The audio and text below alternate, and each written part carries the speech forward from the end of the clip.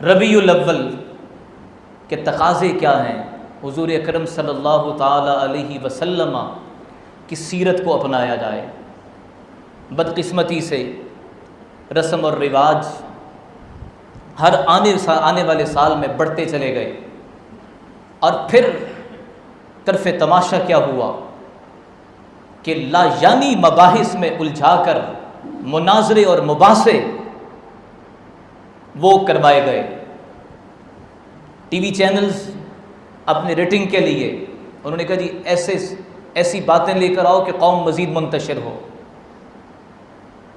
और फिर रसूल अकरम सल्लल्लाहु अलैहि वसल्लम आप जो इनक़िलाब लेकर आए, उस इनक़िलाब की एक बड़ी खूबी क्या है कि उससे क़बल कोई रहबानियत में है कि दुनिया